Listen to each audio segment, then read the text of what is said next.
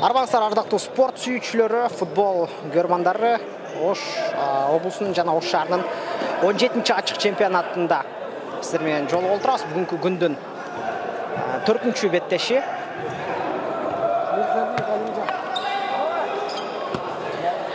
Бүгүн демек күндүн 4-чү беттешинде Жиделик менен Сулаймантоо командалары оюнду баштап жаткан чагы. Сиздердин кызматыңыздарда мен Улукбек Салиулу жана бүгүнкү беттеште бизге конок болуп келген Ош облусунда, Ош шаарында футбол ветераны,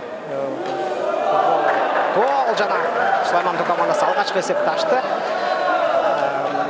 Биздин бүгүнкү эфирибиздин коногу Алимжан Мирзалиев агайыбыз менен биргеликте бүгүнкү беттешти сиздерге албетте чагылдырып беребиз. Агай, негизи эле бүгүн намтип оюн башталды. Ош шаарында 17-чи ирет өтүп жатат. Сиз билишимче ар бир жылы келип ошентип командалардын оюнун күзөтүп барасыз. Жалпысынан алганда бул жылкы лигада бул жылкы командалар кандай даярданып келишиптир? Күйөрмандар менен амандашып алып, бүгүнкү оюн тууралуу, бүгүнкү турнир тууралуу жалпы оюңузду айтып кетсеңиз болот. Урматтуу күйөрмандар, мына бүгүн Ош шаары менен Ош областынын биринчилиги башталды. Мен буга чейин көп командаларды көрүп келдим. Быйыл өтө чоң өзгөрүү командада. Өзгөрүүлөр болуптур. Былтыр мурунку оюнчулардан кем эле жаңы оюнчулар көп кошулуптур, жаштар көп кошулуптур. Ушундай оюнчулардан көбүрөөк ойноп, ынтымакта ойноп жүрүшсө, мен жакшы тилейт элем. Эгер эсиңизде болсо, алгачкы ошол Ош 17-чи ачык чемпионат болуп атат азыр. Эң алгачкы шаарда ушундай футзал оюндары башталганы эсиңизде болсо, ошол бир кезди эске салып, бир эстеп өтсөңүз. Ал кезде деңгээл кандай эле, футзалга негизи эле күйөрмандар канчалык кызыгышат эле, ошолор боюнча пикириңиз. Урматтуу күйөрмандар, конечно, мынагы футзалдын мына акыркы 5 жылда жакшы өнүгүп, ушундай жакшы футзалдар курулуп турганы жакшы болуп атат. Ушул балдар ушул футзалды ойноп, мурунку оюнчуларга караганда, мурунку первенстволорго караганда акыркы жылдары ушу жакшы уюштурулуп, эң жакшы методдор менен, жакшы немелер менен ойнолуп келатат. Буга эң жакшы өкмөтүбүздүн немелердин көбүнчө өз кара немелердин күйөрмандар эмес, жана фонд немелеринин немелери көп неметип атат. Мына Шавкат футзалында быйыл, по-моему, 5-чи жолу, по-моему, 5-чи, мен, по-моему, өзүм келип аткан 5-чи жолу көрүп отурам бу жерде оюндарды. Эң жакшы жылдан жылга өнүгүп, жылдан жылга жакшы оюнчулар, жакшы оюндар болуп атат. Футбол сүйүүчүлөр ортосунда бизче айтканда орус тилинен которуп сүйлөп калат эмеспизби? Любительская лига дегендер аябаганда көп өттү. Шавкат лига, Кара суу лигасы, Про лига дегендер болуп атат. Мунун баары демек футзалды өнүктүрүүгө салым кошуп атат деп бир сөз менен айтып кетсек болот. Ал эми бүгүнкү беттеште Сулаймантоо жана Жиделик командалары чыгышты. Сулаймантоо былтыркы жылда Кара суу лигаларында, Шавкат лигаларында өздөрүн мыкты көрсөтүштү.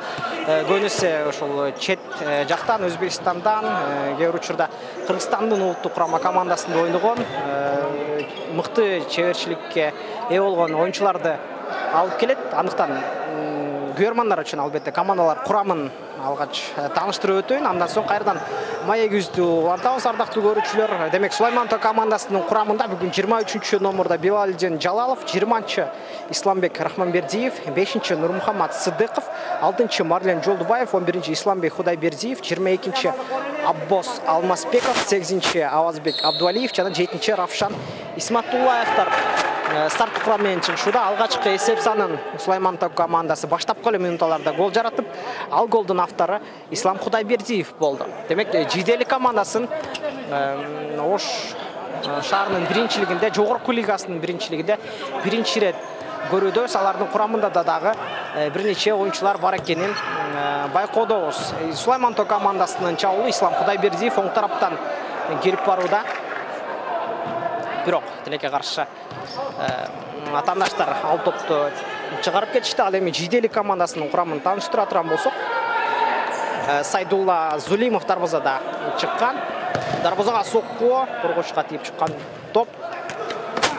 10-чу Ядгарбек Исмаилов, 7-чи Сыражиддин Шакиров, 4-чу Махмуджан Рахимов, 6-чы Бекзатбек Набиходжаев, 9-чу Амантур Абдашимулу, 3-чу Шахзатбек Закиров, 11-чи Фарухбек Зулимов, 12-чи Бектур Көчкөнбаев жана 8-чи Хабибулла Зукиров.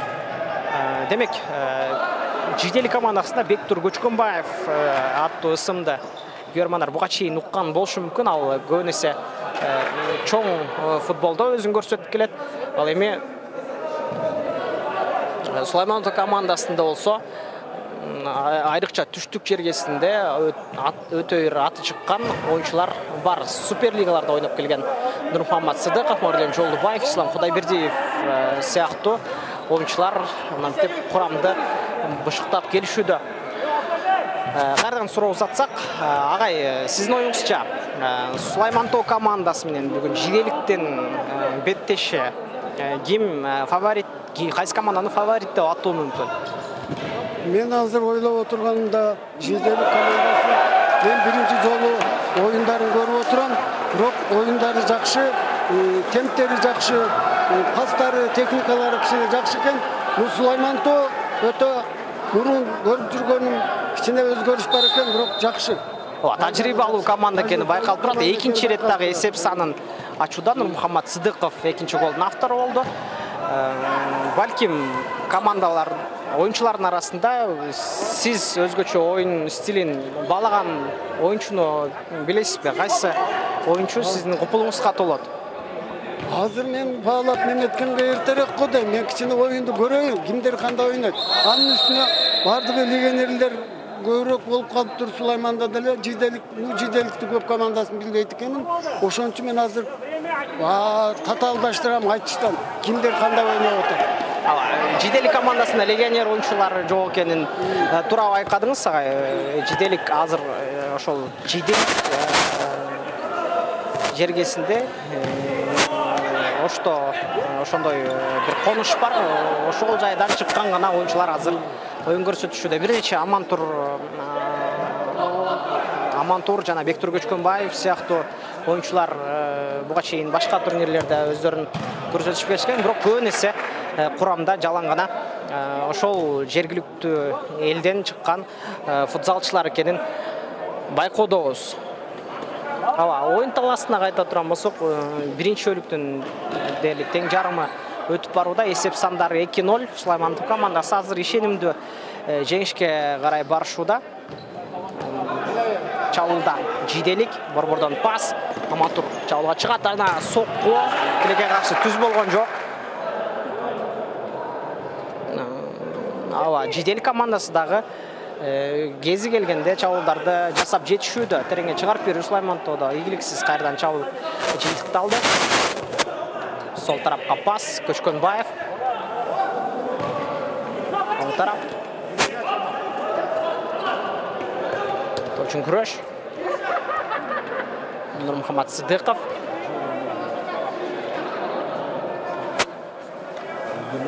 Арткы бөлүктөн оңго карай Сыдыков. Жаш айырмачылыгын байкай турган болсок, көбүнесе Жиделик командасында жашыраак оюнчулар ойноп жатат. Ал эми Сулаймантоо командасында болсо бир топ эле тажрыйбалуу жана жаш курагыдагы бир аз жогору оюнчулар бар экенин көрөбүз. Негизи футзалда мынтип жаштар өнүккөнү биз үчүн маанилүү. Өнөрдесибиз болду. Шамай Каримов чыгарган жаңыртып барды. Эки оюнчуну өзүнө чакырып келүүдө. Эмне жагдай болду? Оюңузча агай, бул жерде айып кагазын көрсөтүү керек беле? Бул жерде азыр ушуну жөн койсо деле болмок. неметкенде. Калыстын чечими туура эле болду. Чечими Россиянын алар эми калыс эч убакта өзүн өзгөртпөйт, ошон үчүн бул чечимдер туура деп эсептейм. Жиделик командасы. Жиделикте мен мынандай койгондо жана сен атап кеттиң, Амантур бек болот дедиңби, бектур. Ушул балдар Абдымамунов атындагы академияда мен неберем менен кошо ойноп жүргөн балдар эле. Мына көрдүңөрбү? Сонун легионер болуп, бул жиделикте дагы өзүнүн оюндарын жакшы көрсөтүп атат. Жаштардын өскөнү Ошто аягында эле байкалып атат. Бүгүн буга чейинки өтүш спорт комитет менен Атандаш Ислам командалар ойногон учурда байкадык. Спорт комитет командасы канчалык жакшы оюнчулар болгонуна карабастан бүгүн жеңиш алар тарапта болду. Демек, спорт комитет акыркы 1-2 жыл ичинде бир чоң тепкичке көтөрүлө алды. Оюңузча жаштардын футболуна бүгүн Ош шаарында, Ош облусунда дегиле кандай көңүл бурулуп атат? Эмичи Ош областында, Ош шаарында жакшы спорт айрыкча менин көңүлүм бурганы ушу футбол тарапка көңүл бурулуп келатат го деген ойдо болуп атам. Президентибиздин дагы жанагындай өзүнүн бир турнирлерин уюштуруп, башка деп чыгарганы. Мен ошол жагын жакшы жака эстеп, мындан ары дагы өнүгө ушул футбол биздин Кыргызстандагы. Кыргызстандын немелери дагы бир кичине бир жерлерде чыгып ойноп калабы, балет этебизби деп. Эми футболдо легионерсиз футбол болбойт.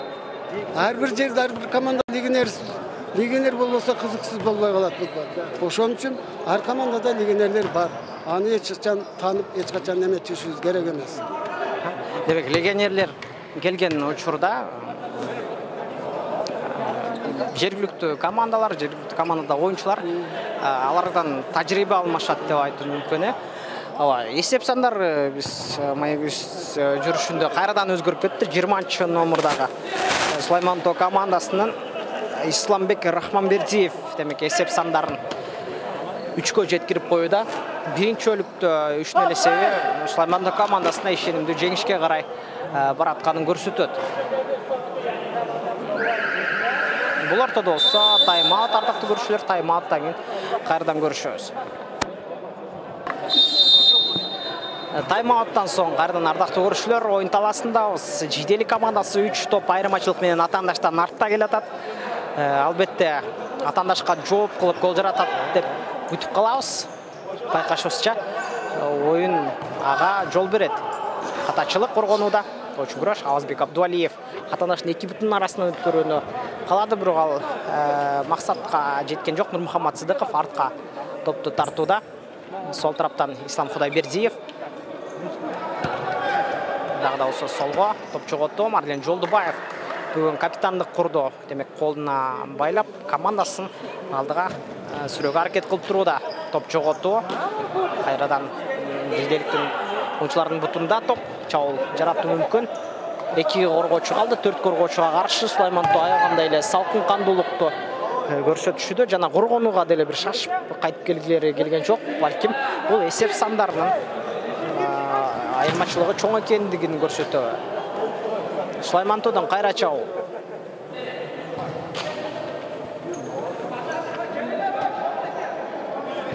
Ислам Кудайбердиев.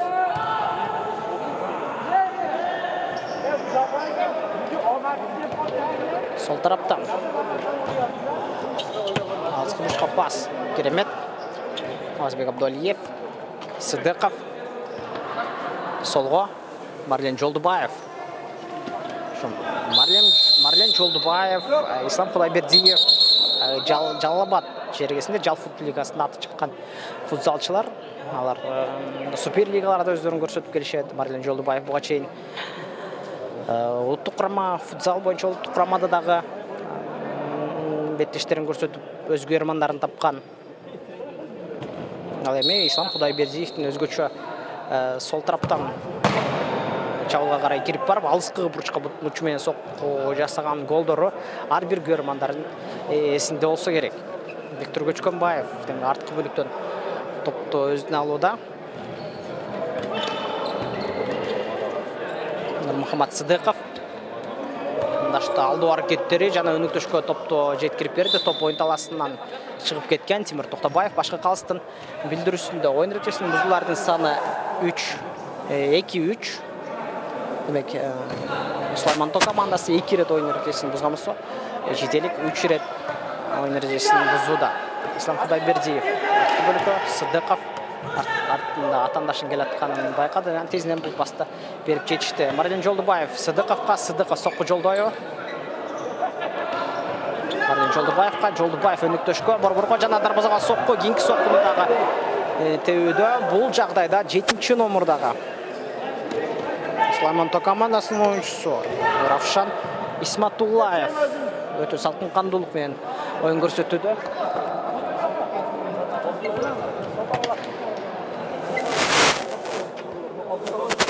Мұхаммад Сыдықов. Ардақты көрушілер, бүгін бірінші тур ойындарды тайпалық басқышта командалар өздерінің жетішті ұпайларды чоғылтып келуші. Бұл екі команданың чауылда Сулайманто жана қалтырып беру Ислам Құдайбердиев. Бош қалған дарбазаға гол жаратты, есеп санын 4-ке жеткіреді. Мына еме олса есеп айырмашылығы өтелі жоғырылап кетті. Жиделік командасы атандаштың дарбазасына екінші өлікті 4 гол жаратала ойыңыз жағай. Bir oyuncu da егер oyuncular партнерші жардамчы oyuncuları жақшы болса, емнеге уралбасын. Жақшы уралады, oyuncular бар. Алғашқы дағы бір қопты чауылды жасады Жиделік командасының ойыншылары.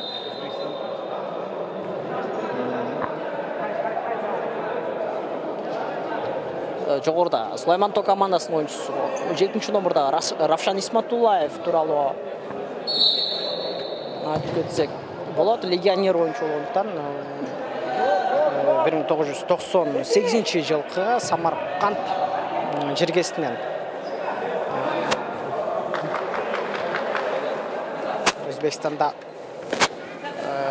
Өзбекстан жергесінде 2022 жылғы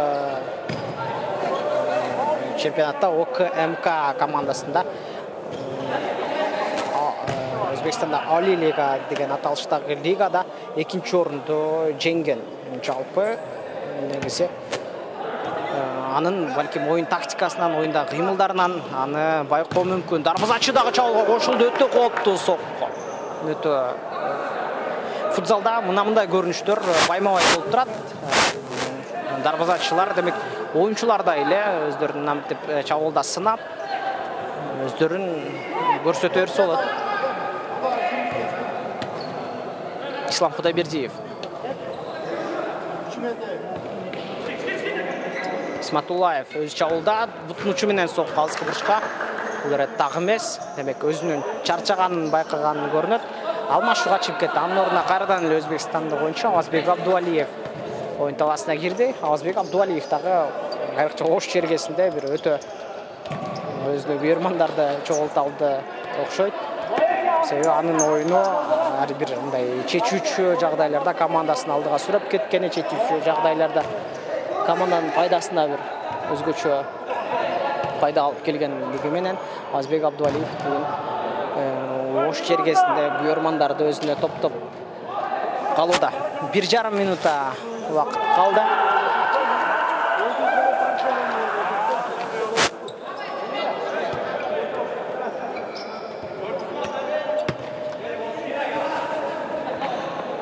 Сулайманто командасы чарчаған жоқ. Дарбазаға соққы, есеп сан ашу мүмкін. Жоқ, тілеге қаршы. Андай болған жоқ, тағы бір соққы. Демек, байқашуызша ардақты көршілер Сулаймантоның ойыншысы Белалидин Жалалов. Жолдыбаев қардан чауылда, есеп сандары 5-0 ардақты көршілер. Демек, Жиделік командасы атандаштан бір тойле артта баратады.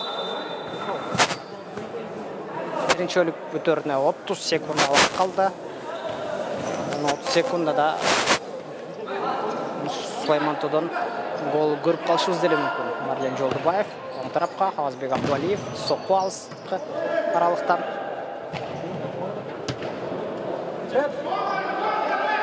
кейінгі соққы дарбазашыдан дарбазаның үстіне ашып өтті.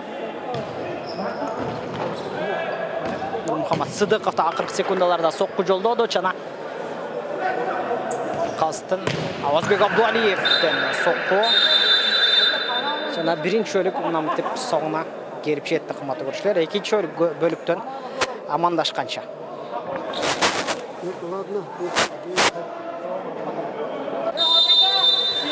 Ардақты көрушілер, екінші бөлік Ош облысынан 17-ші ашық чемпионаты Жиделік жана Сулайман-До командалар ортасындағы беттеш есеп сандары 5-0.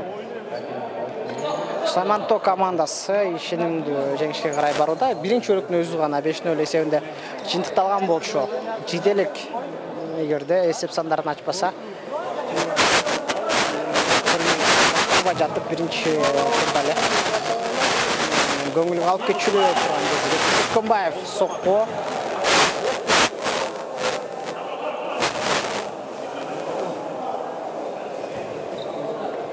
Сулайман-До сол тараптан Ауазбек Абдуалиев бір-бірге пасы игіліксіз.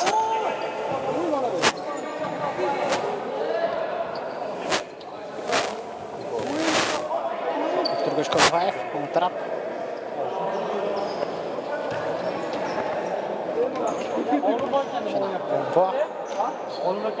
Жиделік чауылда. Сулайман-До қорғануда шашқан жоқ. Бұл атандаштың қаташылығын күтшуді. Мұна қаташылыққа жол берген соң контур чауыл жараларды бүткіміз. Бірақ Ауазбек Абдуалиевтен пасы өнетішкі түз бол болды.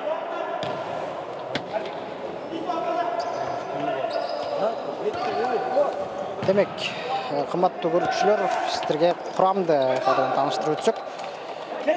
Құрамда Белаледин Жалалов 23-ші номерда, Сулайман-До командасының дарбазашысы 20-ші Исламбек Рахманбердиев, 5-ші Нұрмұхаммад Сыдықов, 6-ші Марлен Жолдыбаев команда капитаны, 11-ші Исламбек Ходайбердиев, 22-ші Аббасбек Алмазбеков, 8-ші Ауазбек Абдуалиев, жана 7-ші Равшан Исматуллаевтар.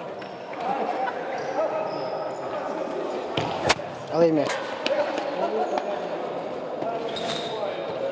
Жиделик командасының құрамында Сайдулла Зулимов, 10-ші Ядгарбек Исмаилов, 7-ші Сираджиддин Шакиров, 4-ші Махмуджан Рахимов, 6-ші Бекзатбек Набиходжаев, 9-ші Амантур Абдашимұлы, 3-ші Шахзатбек Закиров, 11-ші Фарухбек Сулимов, 12-ші Бектур Көшкөнбаев, жана 8-ші Хабибулла Зукировтар.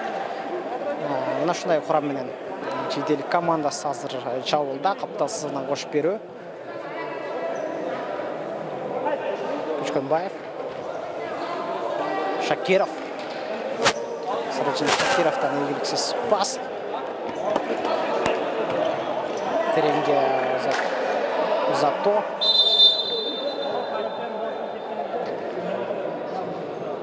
Бектур Көшкөнбаевқа қалыс гетрасын көтір алуыны айтып өтті. Шакиров.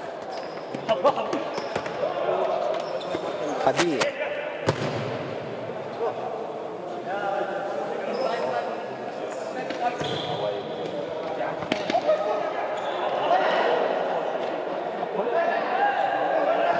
Бір-бірге пас.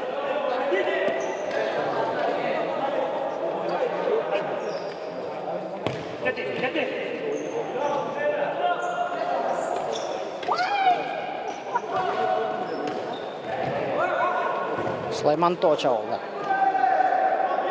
Оңға қалтыру. Сол тарап. Зато анық болған жоқ. Көшкөнбаев. Нұрмұхаммад Сыдықов. Нүктішкі. Қапталдан. Сулайман-До. Солға. Ауазбек Абдуалиев топқа жетіп барды. Алысқы аралықтан соққы. Алысқы бұрышқа.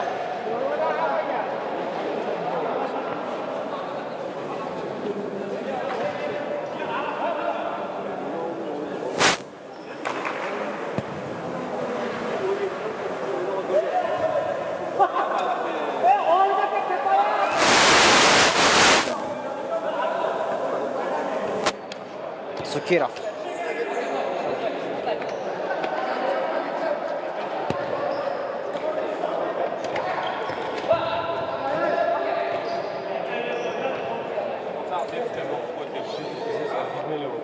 Сыдықов, сол тарап. Жолдыбаев, Сыдықов. Абдуалиев дарбазашымен ойнады.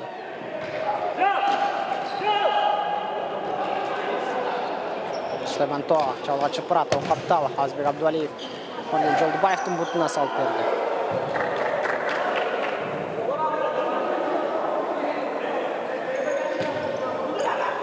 Жана Азбек Абдуалиевтен қандай соққы, жана гол. Бұл соққыға тұрыштық беру қиын еле. Есеп сандар 6-0. Нұрмұхаммад Сыдықов демек барып. Тоқсыма жаратты. Бұрштан чағырып берген осы Жолдыбаев, Азбек Абдуалиевтің бұтына салып бергенден кейін мынантып есеп сандары 6-ға жетуді. Ардақты көрушілер. Хабибулла Зукиров жалға чыпырат. Шакировқа ұзату. Сырайчыдан Шакиров тілеге қаршы топқа жеткен жоқ.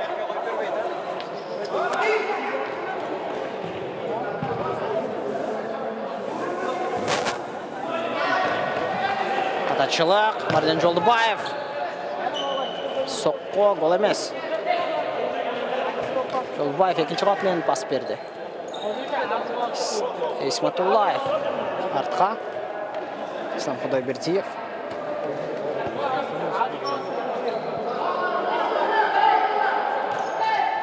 Сыдықов. Дарбазашымен ойнайды. 5 ойыншы болып демек. Сулаймантол көрсетуді. Исматуллаев. Құдайбердиев. Дарбазашымен жана айбан ішіне түшіріп беру. Жедел командасы есеп санын ашуда. Ардақты көрушілер Исматуллаев.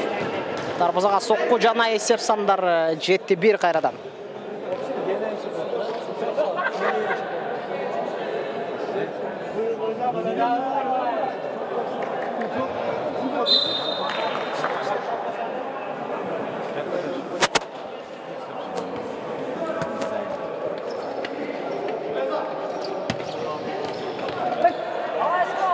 Шкамбаев, сол тарап.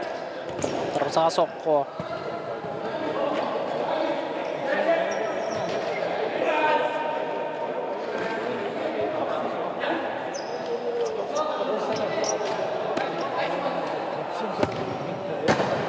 Құбыршы қопты ачауы.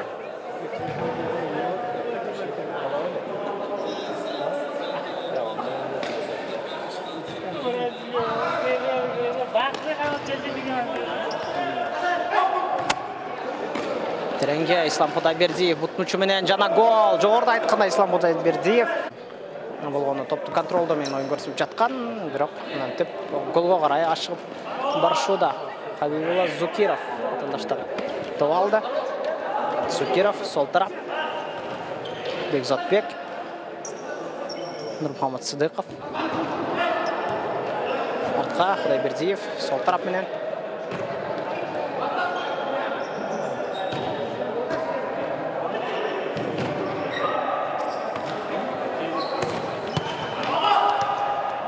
Конго керемет штаб беру. Марден Жолдыбаев екінші қабатта.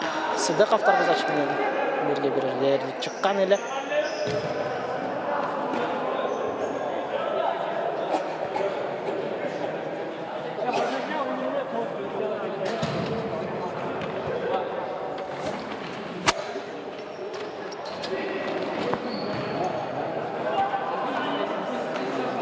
Жолдыбаев.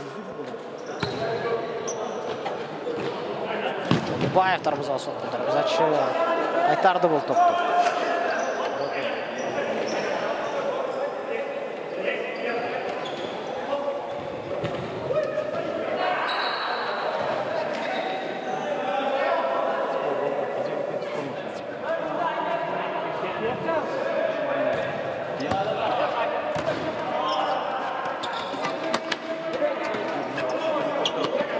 Жолдыбаев.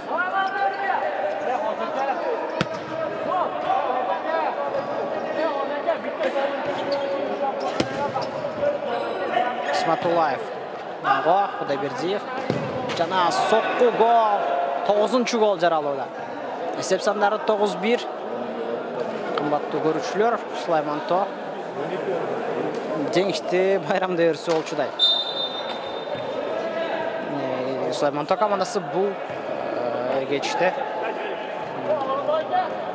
чемпиондыққа қарай баратқан команда деп те айту мүмкін.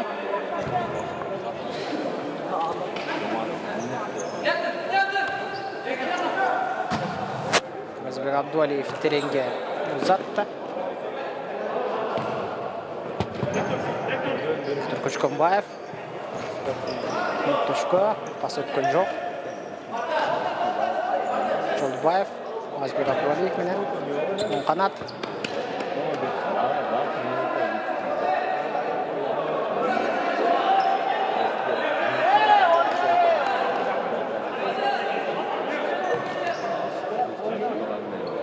Көшкенбаев, соққы анықтық жетпей тұрады бұл ұшырда.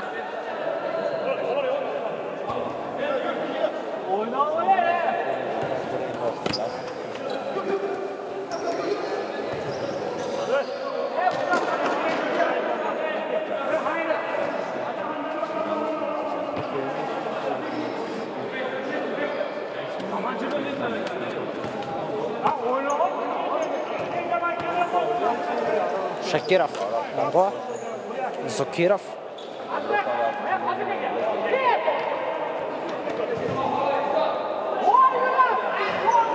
Жүзеліктен соққы.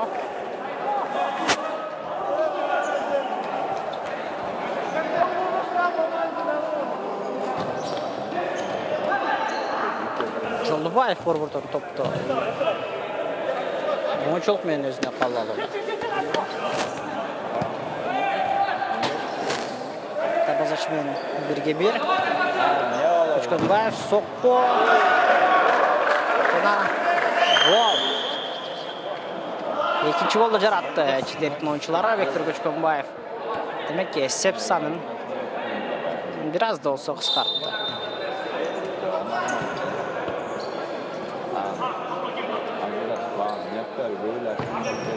Оңғы пас Жолдыбаев. Соққы Жолдыбаев қарманып тұрады, тереңге ұзап беруі. Жаңа кейінгі соққы Азбек Абдуалиевтен дарбаза ұстына тиіп шықты.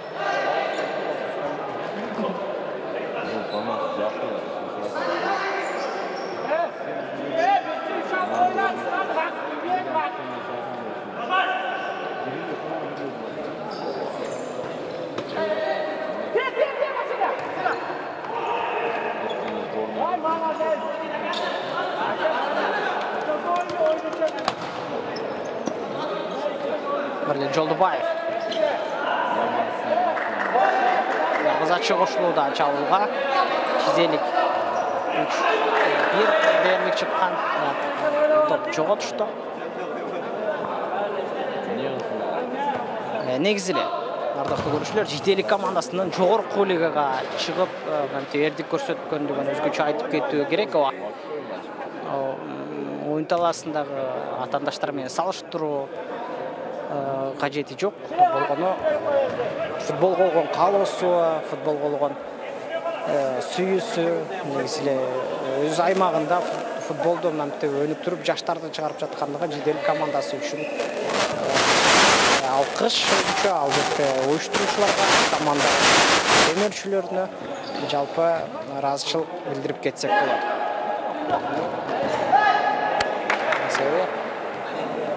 Атандаштармен еттештер өткен соң, алар тәжірибе алышады. Кейінгі түрлерде мықтырақ көрсетуші. Зукиров. Шакиров. Өзі чауылда. Жана соққы. Розатшы қайтаруда.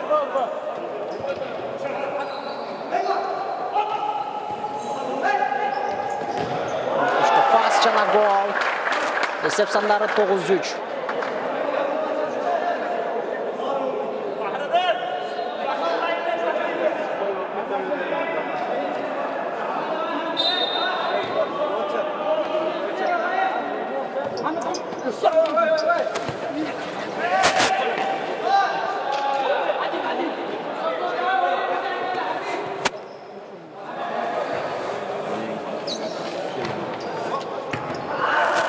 Абдуалиев, Мухаммад Сыдықов, Марлен Жолдыбаев оңға, жана Азбек Абдуалиев жақ қобыштан соққы жолдауды.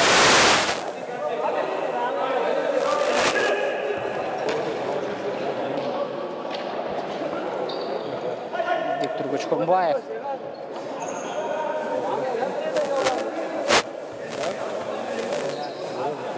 Зукиров солға.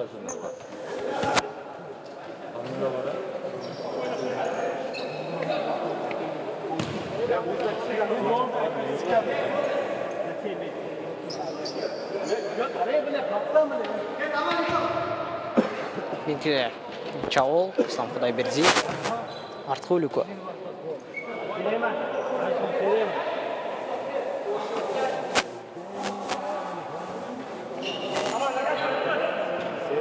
Марлен Жолдыбаев атанаштан озы өтті. Хабибулла Зукиров бұл жағдайды тура алады. Жана подкат менен бұл топты шығарып кетті. Шакиров Нетушко, Виктор Көчкөнбаев.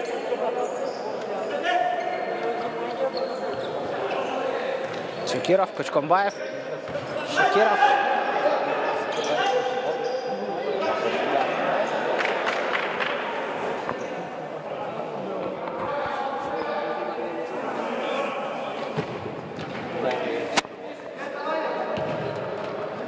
Тарап. Жолдыбаевты бұттан чалуда. Хабибулла Зукиров. Айыпқағасы көрсетілі жоқ. Нышамай Каримов футболшыларды кечирди бұл рет.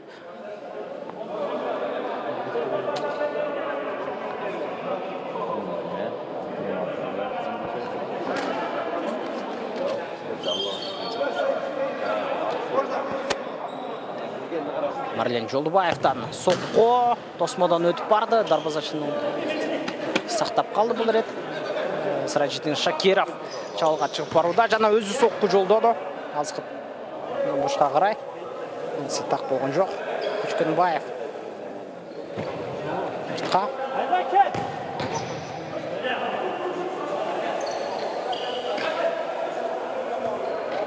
Солтыра.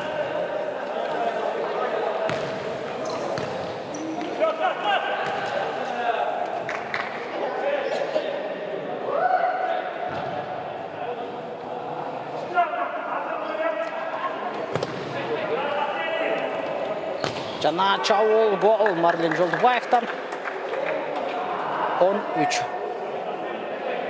7 топ айырмашылығы менен Сулаймантау командасы Ганседе алдыда.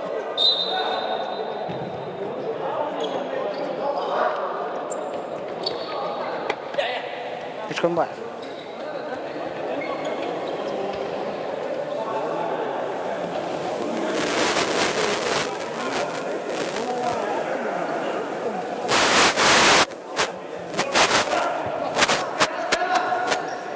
Абдуалиев.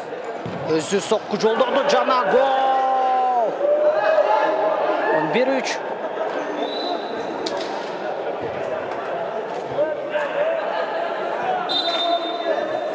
Bir минутта вақыт қалды артықты көрушілер.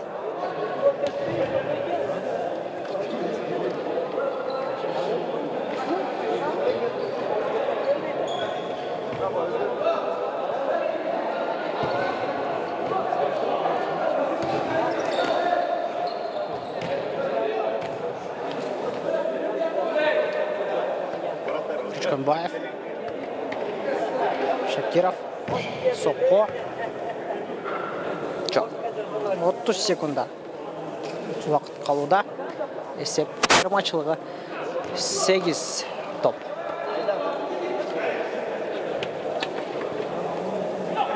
Көчкөнбаев.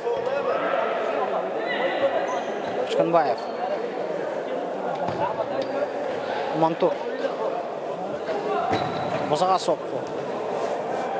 Жоқ.